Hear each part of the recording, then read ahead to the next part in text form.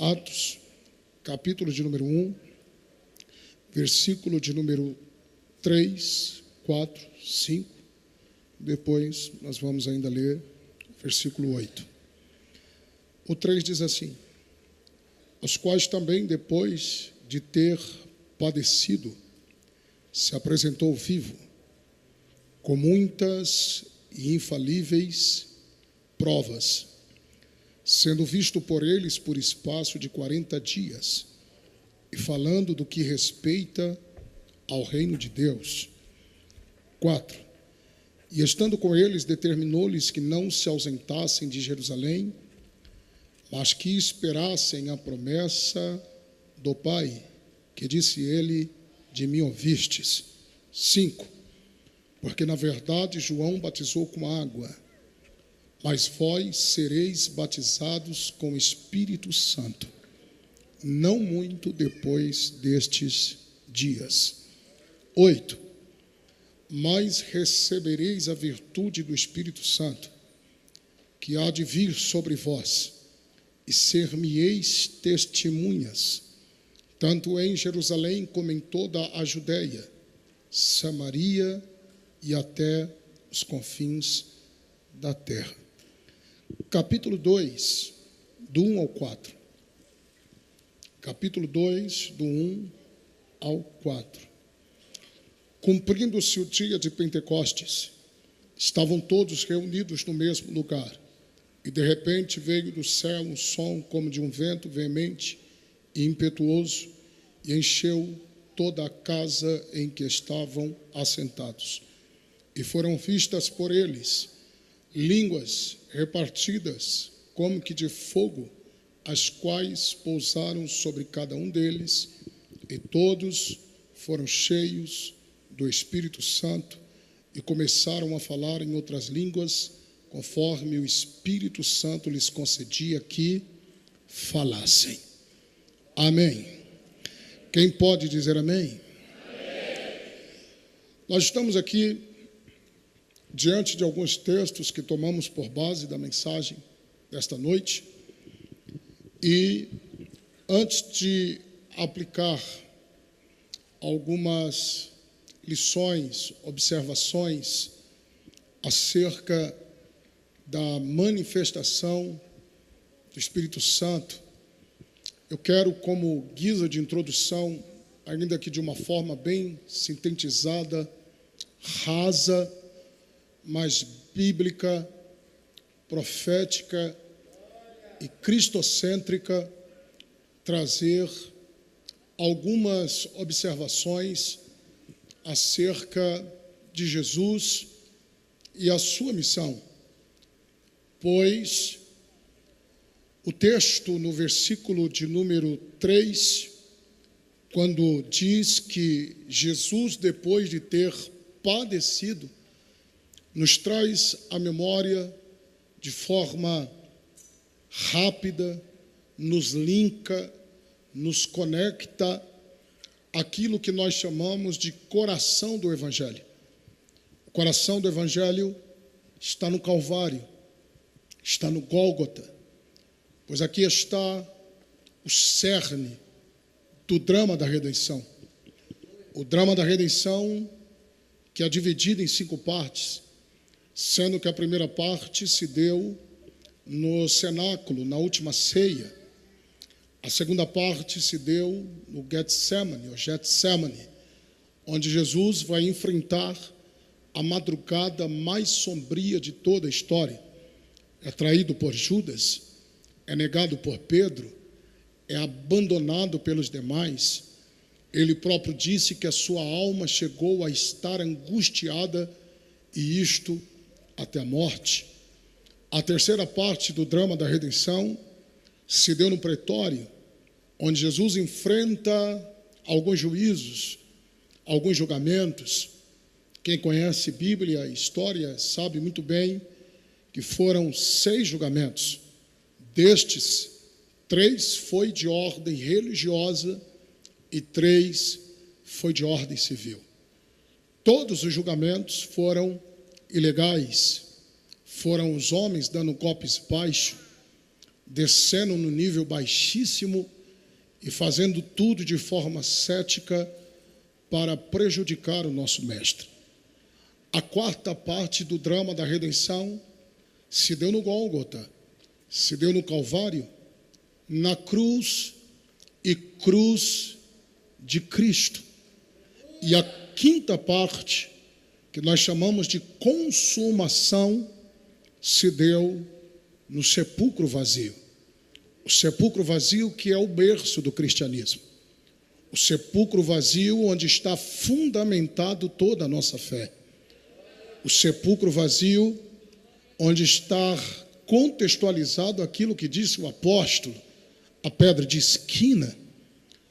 O sepulcro vazio é o berço da nossa fé. O próprio Paulo, escrevendo a sua primeira carta aos Coríntios, capítulo 15, versículo 14, disse que se Jesus não houvesse ressuscitado, em vão seria a nossa pregação, em vão seria a nossa fé. No versículo 20, ele escreveu que Cristo ressuscitou dentre os mortos, e por isto foi-se feito primogênito dentre os que dormem.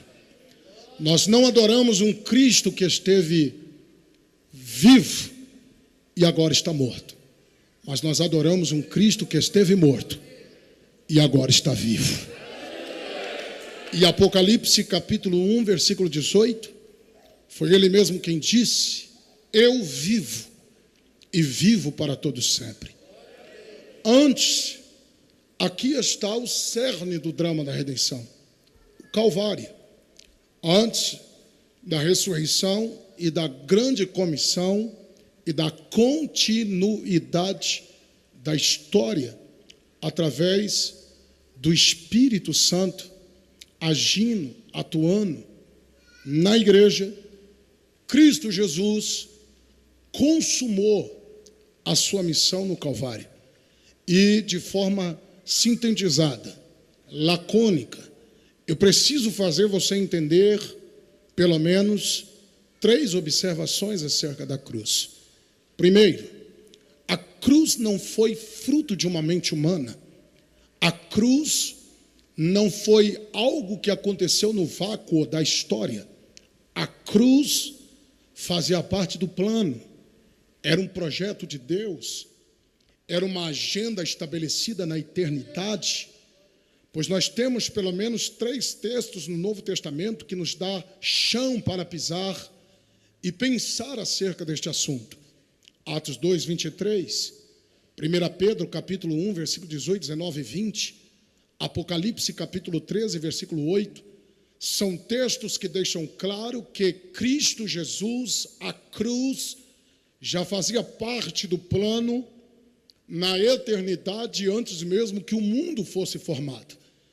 A segunda observação é que Cristo Jesus, quando veio para esta terra, deixou sua glória, seu trono, deixou toda a sua majestade para viver aquilo que o evangelista João escreveu no Evangelho, capítulo 1, versículo 14, o verbo que se fez carne, que habitou entre nós.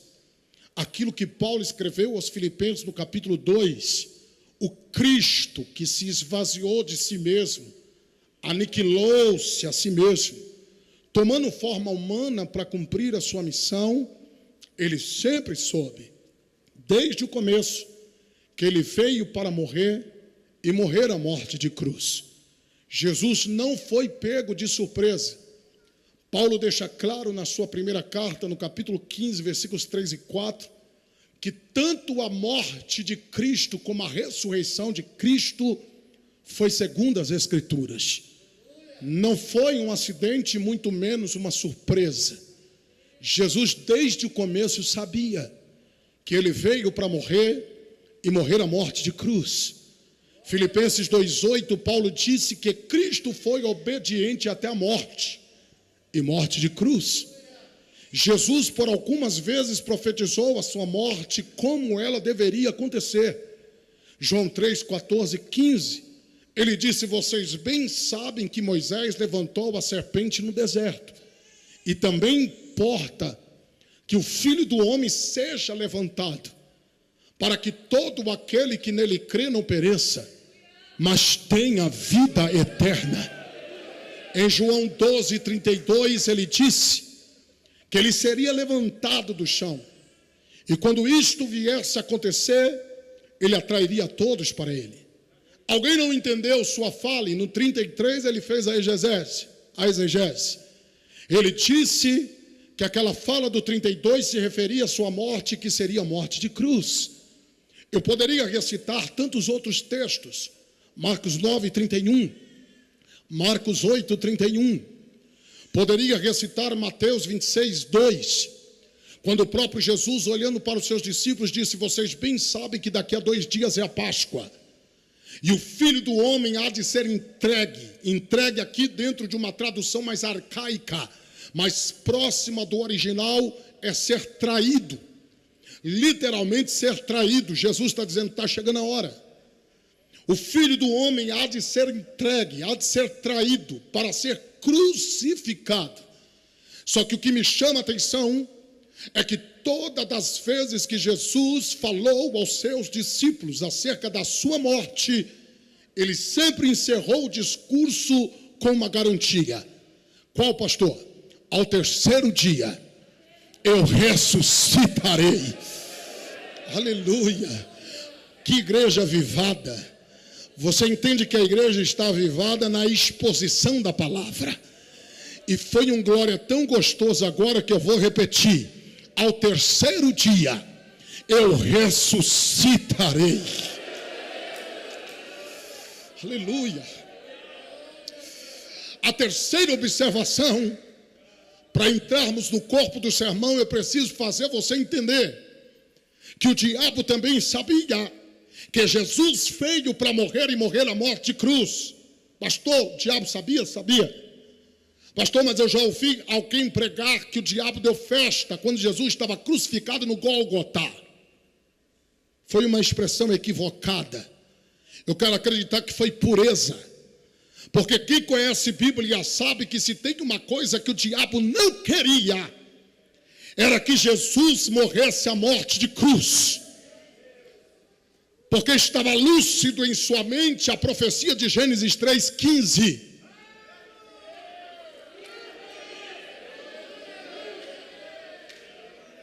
Que viria a semente da mulher que pisaria a cabeça da serpente.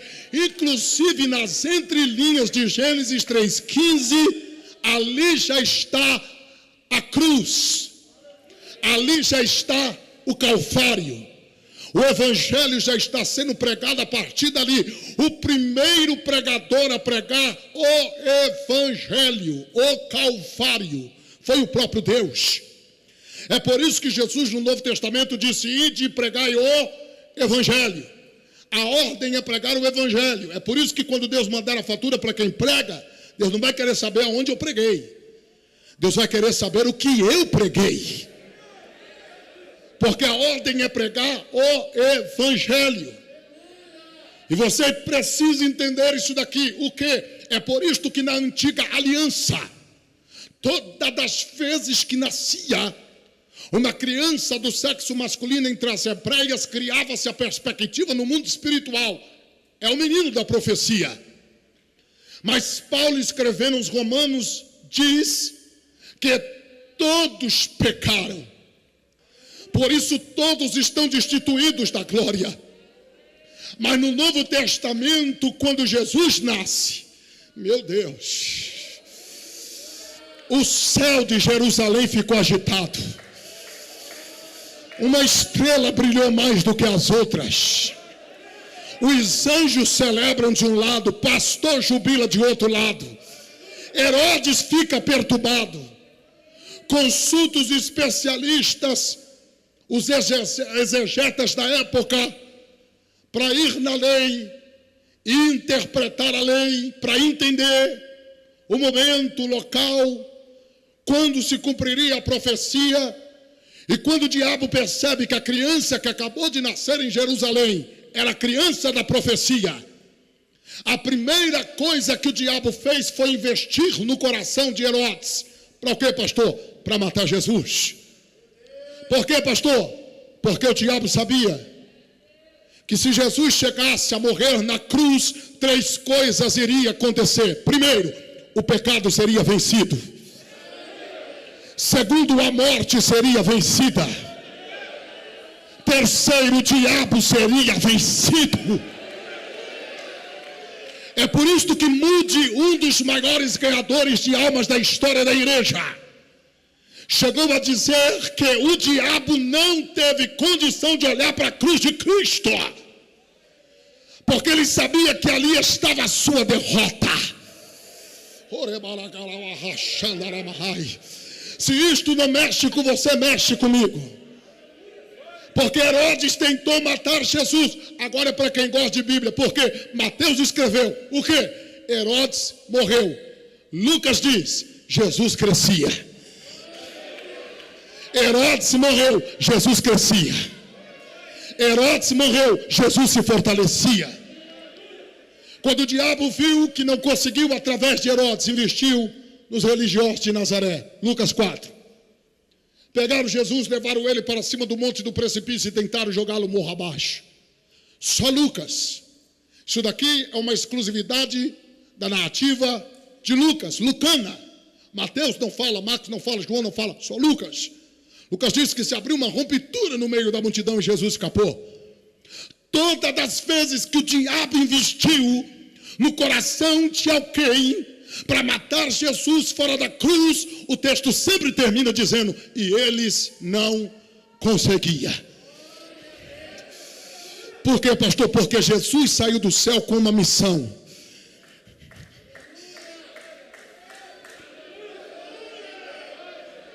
E uma missão dada tinha que ser cumprida. Eu tremo nas bases quando eu leio João 19:17. Eu tremo, pastor Amaral, porque o texto diz que Jesus pegou a sua cruz, colocou em suas costas e partiu para um lugar chamado Gólgota. Só que o contexto enobrece aquele ato. Por quê? Porque antes disso, de pegar a cruz, de colocar em suas costas, ele passa pelo método de tortura dos romanos. Sua veste é rasgada. Inclusive aquele Cristo do fraldão, que está pendurado por aí, é fruto do romanismo. Porque o Cristo da Bíblia ficou despido, literalmente. Bateram nele, esbofetearam ele, jogaram o azorrague nas costas dele. O peso do chumbo, do osso, quando descia, se agarrava a sua carne. Quando o soldado romano puxava, dilacerava o seu corpo. Teceram uma coroa de espinho, colocaram em sua cabeça. Pegaram uma túnica, vestiram ele. E a ideia é literalmente de zombaria. Está aí o rei de vocês. Ele não é o cara, olha ele aí, olha o rei de vocês. Era uma aparente perda. Só que a hora estava se aproximando. E só vai entender isso daqui quem está ligado. Por quê?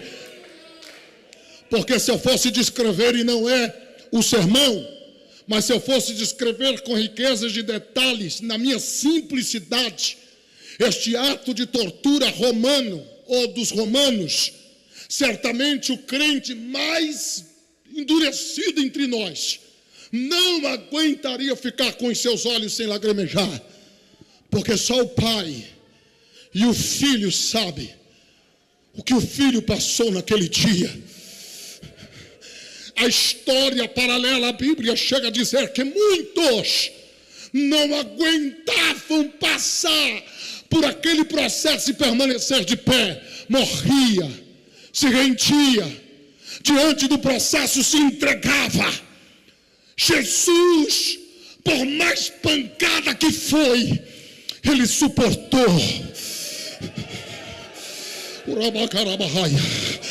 Ele suportou, porque se ele se rendesse ali, a obra seria incompleta. Ele sabia que a vitória da igreja não estava ali, estava no Calvário.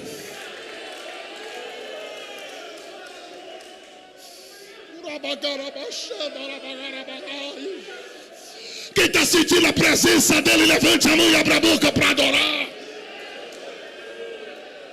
Estava dolorido, estava pesado, mas o texto diz que ele pega a sua cruz, coloca em suas costas, e cerca de 600 a 700 metros, ele anda pela via dolorosa. Inclusive, pastor, o Simão Cirineu não era ele quem deveria estar ali para colocar os seus ombros sobre a cruz. Pastor, não era um outro Simão, o Pedro, porque foi o Simão Pedro quem tinha dito para Jesus: estou fechado com o Senhor até a morte. Mas quando o negócio apertou, foi o primeiro a deixar o barco. Se um Simão te largar, Deus levantará outro.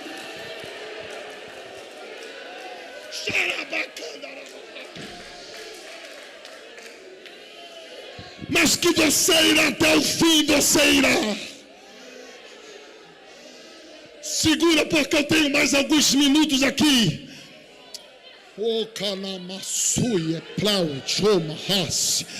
Quem está sentindo a presença dele?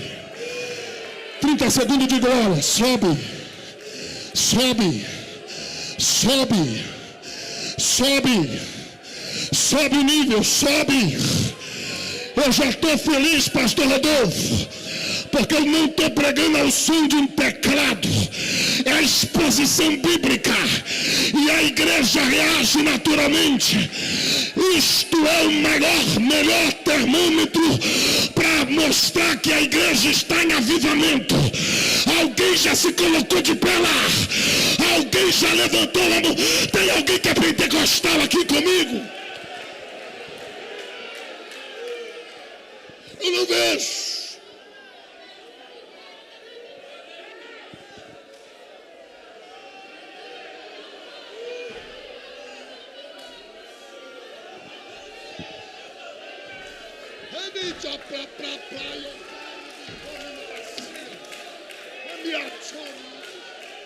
Estou sentindo Deus aqui. Eu estou sentindo Deus. Eu vou ter que me segurar aqui. Mas pelo amor de Deus, eu não gosto de fazer isso. Mas dá uma olhada para esse tocha que está do teu lado e diga: é pentecostal ou é um saquinho de pipoca? Glória! Glória! Se é frigobar, fica com a boca fechada. Mas se é canela de fogo comigo aqui, joga a mão e abre a boca para adorar.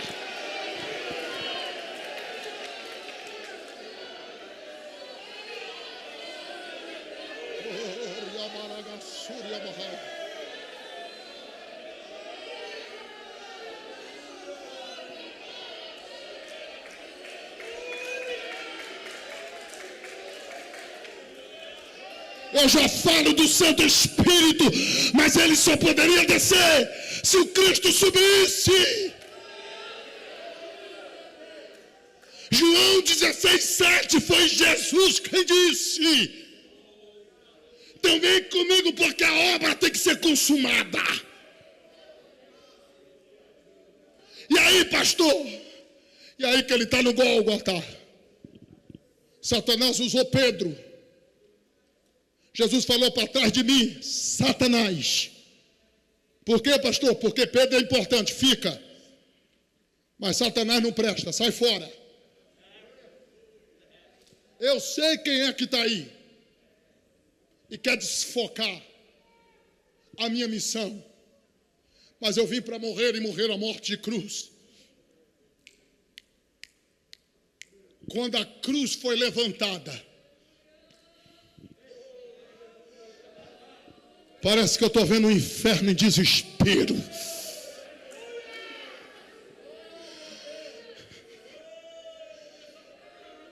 Satanás entra em desespero e parece que eu estou vendo o demônio-chefe pegando os demônios, servos, uma reunião, e a palavra é essa: é agora ou nunca.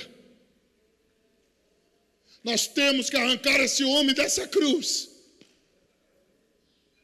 porque se ele der o último brado, tetelestai, está consumado, a casa vai cair por completo. Então é a última cartada. Primeiro, embaixo. Alguém passou aos pés da cruz, está no texto, meneou a cabeça, e em tom de confronto: não és o Cristo? Desce daí.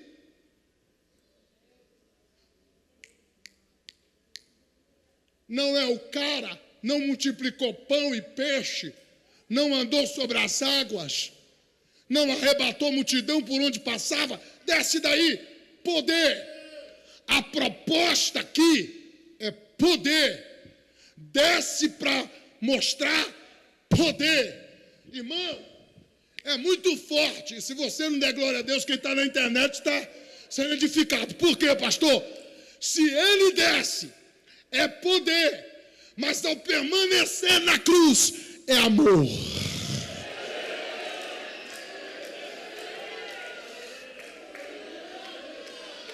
E se não marcar nada do que eu estou pregando, marca só isso daqui, que eu vou embora no lucro. No lucro. O que, pastor? Se ele descesse da cruz, nós desceríamos ao inferno. Mas ele não desceu da cruz. Ele não largou a cruz.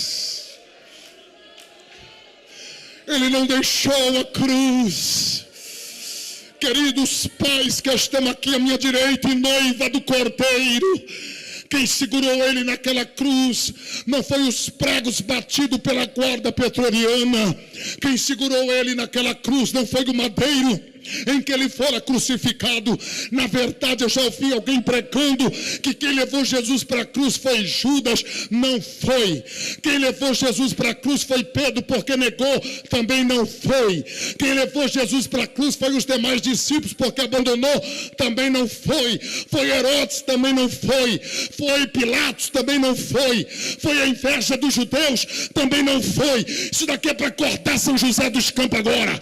Qual é a palavra, pastor? Quem levou Jesus para a cruz foi João 3,16. Porque Deus amou o mundo de tal maneira que deu seu único filho, o seu filho unigênito, para morrer por aquele que nele crê, para que não pereça, mas tenha vida eterna. Quem morreu, Jesus morreu na cruz por amor. Quem levou Jesus para a cruz foi Romanos 8,32. Deus não poupou o seu próprio filho, antes o deu, e foi por amor. Quem levou Jesus para a cruz foi Isaías 53. Ao Pai agradou Moelo, e foi por amor. Quem levou Jesus para a cruz foi Romanos capítulo 5, versículo 8. Deus prova o seu amor para conosco, em que deu seu filho Jesus para morrer por nós, sendo nós ainda pecadores. Lá vai, o diabo te odeia, mas Jesus te ama. Jesus te ama.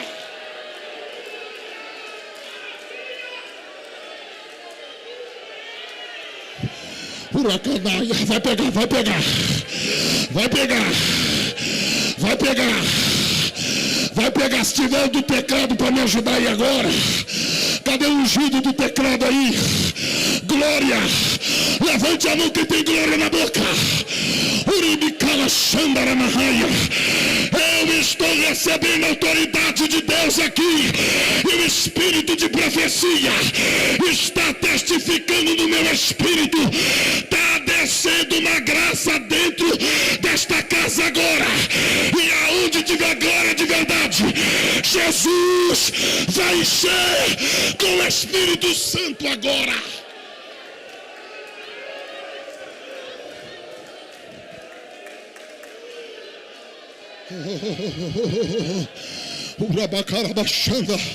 Oh glória, eu estou ouvindo alguém orar em línguas estranhas.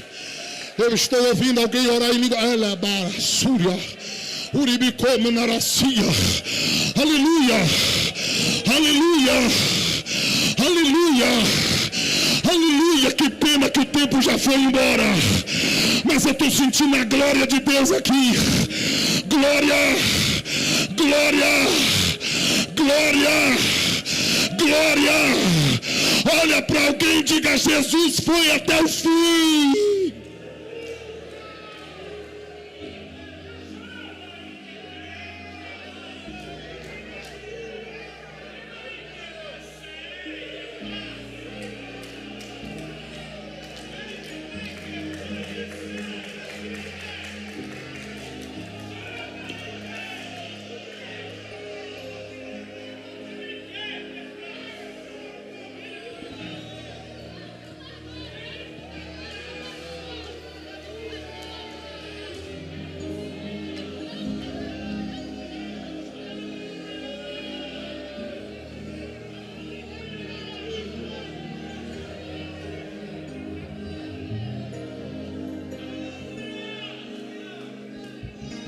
Estou sentindo a presença dele aqui.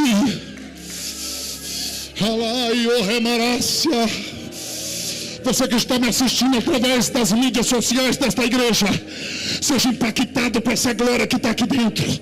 O Cristo da cruz, o Cristo do sepulcro vazio, o Cristo dessa igreja está tomando pessoas da internet agora.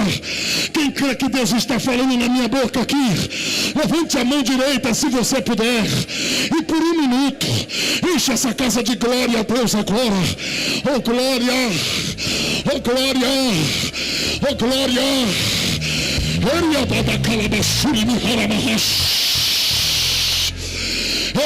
Eu estou sentindo ele aqui. Ele é baracia. Glória. Eu não vou me escandalizar se Jesus começar a batizar com o Espírito Santo. Vai começar. Vai começar. Pega. Pega. Pega. Ele está aqui.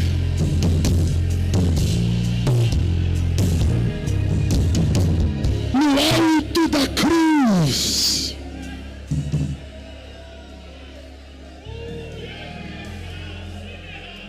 Satanás vai tentar a sua última cartada.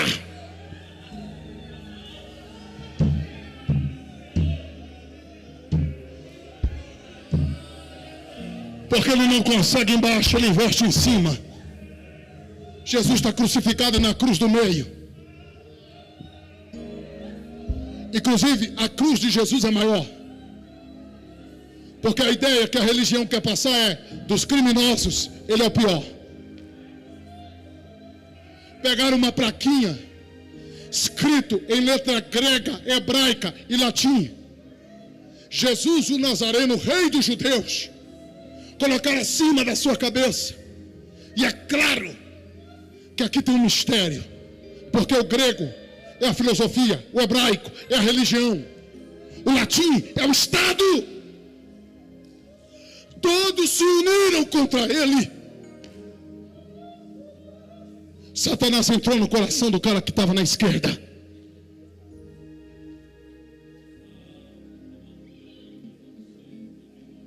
Olhou para Jesus e disse: desce daí, salva-te a ti e a nós. Só que se não der glória a Deus, agora está afastado da igreja. Por quê, pastor? Se o diabo encheu o coração do da esquerda, o Espírito Santo encheu o coração do da direita. Porque na cruz alguém vai te abandonar. Mas fica tranquilo, porque Deus levanta o outro de outro lado.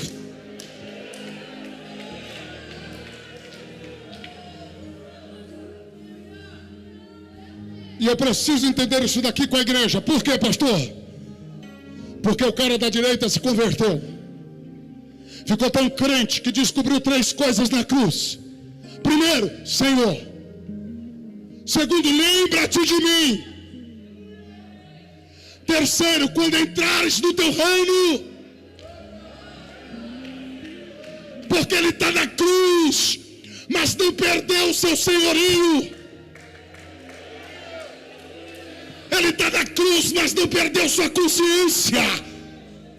Ele está na cruz, mas não perdeu o controle. Ele está na cruz, mas não perdeu a rédea. Ele está na cruz, mas continua no controle de tudo. Orabaia.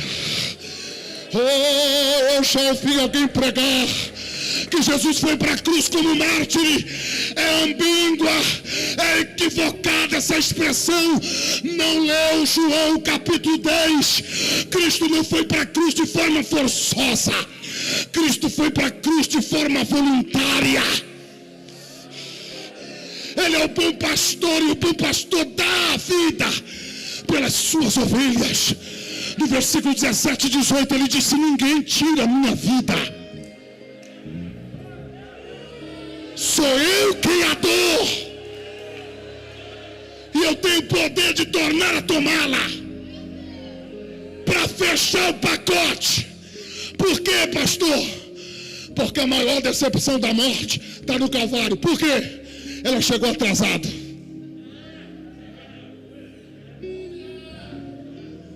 Porque Cristo estava tão no controle que ele entrega ao Pai o seu Espírito. Tem um hino por aí que diz que mataram a Jesus. Não mataram. Jesus deixou-se morrer.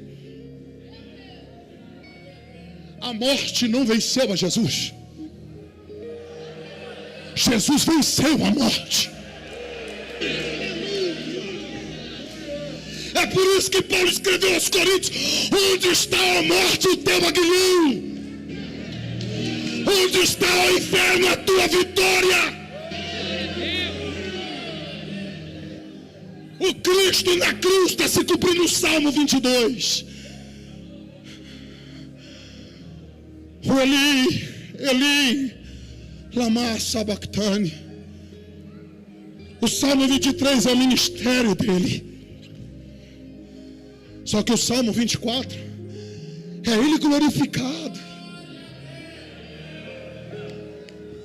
Porque eu poderia tematizar as aparentes perdas do Calvário, já que quem olha de baixo para cima está vendo alguém derrotado. Fez tanto milagre para terminar assim.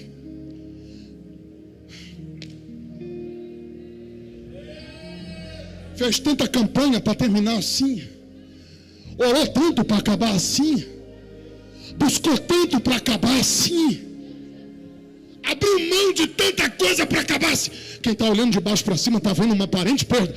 Porque o Cristo na cruz é a graça eterna de Deus personificada no Filho. E esta graça, por algum momento, está sendo inferior à desgraça do contexto. E quem está olhando de baixo para cima está vendo alguém derrotado. Só que o céu, os anjos estão se preparando. Oh, o céu está em perspectiva. É por isso que quando ele ressuscita, ai, se eu fosse falar sobre os segredos do sepulcro aqui, meu Deus do céu. O homem fechou, mas o anjo abriu. Não foi aberto de fora para dentro, foi aberto de dentro para fora. Não foi de fora para dentro, foi de dentro para fora. Porque tinha soldado romano lá fora, mas tinha providência lá dentro. Ah, se eu fosse falar disso daqui. A pedra pesava cerca de 2 toneladas. Joseph McDowell diz que era 10 a 15 homens que tinham que fazer muita força para fechar aquilo lá. Os evangelistas dizem que rolaram uma pedra, mas apenas um anjo resolveu o problema.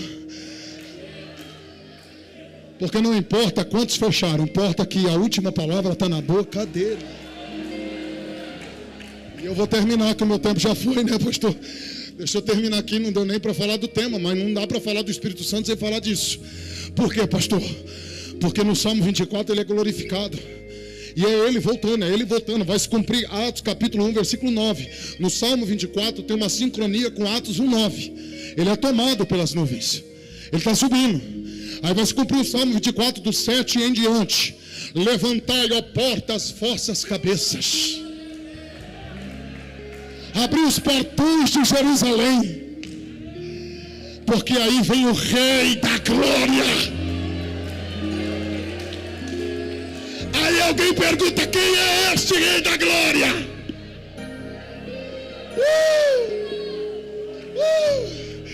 Tem alguém aí ou não? Aí vai se cumprir o que ele falou em João 16:7. Aí eu vou só passar o mel na sua boca. Por quê, pastor? Porque quando ele chega lá, ele disse em João 16:7, analise o texto, ele disse: eu vos enviarei. A promessa era do Pai, era antiga, acompanha o povo de Deus desde o Antigo Testamento. A promessa era do Pai. Lucas 24:49, eis que vos envio a promessa do meu Pai. A promessa era do Pai. Atos 1:4, pode ler. Só que Jesus, no capítulo 16, versículo 7, ele diz que é ele quem vai enviar. Lê lá depois. A promessa era do Pai, antiga. Poderia recitar Isaías 44:3, Joel 2:28, inclusive a expressão derramarei do meu espírito, derramarei. Ali é literalmente em torno, cercar, da ideia de uma ilha. Deus está dizendo: quando eu mandar o meu espírito, não vai ter mais para onde vocês correrem.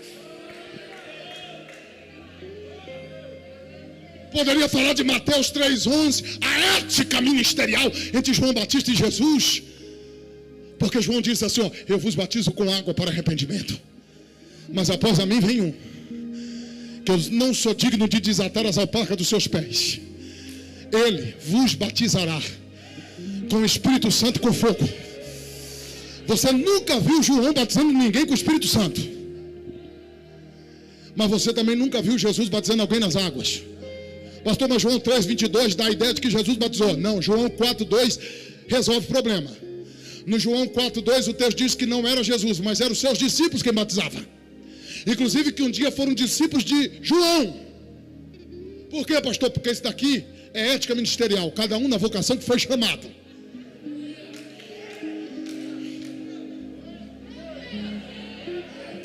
João batiza com água, Jesus batiza com o Espírito Santo e com fogo. E tem mais, hein? Por quê, pastor? Porque lá em Atos, capítulo 2, quando o Espírito Santo desceu na igreja de Jerusalém, aí eu gosto de um teólogo chamado Meyer Pirma. Ele diz que quando o Espírito Santo desceu em Atos 2, foi um telegrama que o céu mandou para a terra. Qual era a mensagem, pastor? Pergunta, diga, qual foi a mensagem, pastor? Podem dar glória aí na terra, porque o Cristo já está aqui à destra de Deus Pai. Ora manaramacheia. Ora manaramashandaramaia. Andaramanagasurimicaramai. O Espírito Santo que desceu, que manifestou-se em Atos 2, em Atos 10, em Atos 19, em Atos 10, na casa de Cornélio, a ponto de Pedro não conseguir concluir o sermão. Espírito Santo que encheu os crentes no primeiro século, no decorrer da história, que encheu os nossos pais, William Simon, Charles Fox Parham, Daniel Berg, Cunevin, todos os nossos pais que veio escrevendo a sua história, na história da igreja, continua agindo entre nós. A promessa de Atos 2:39 está de pé. Essa promessa se estendeu até a gente, e ela está sobre nós aqui hoje. Oh, eu estou tão feliz, gente. E eu termino agora, pastor Rodolfo. Eu termino agora porque eu estou tão feliz com esse tema. Porque essa é a fé pentecostal. A fé pentecostal é cristocêntrica. A mensagem que impactou esse país pregada pelos nossos pais, foi a mensagem cristocêntrica. É a nossa raiz. Jesus salva, Jesus cura, Jesus batiza com o Espírito Santo.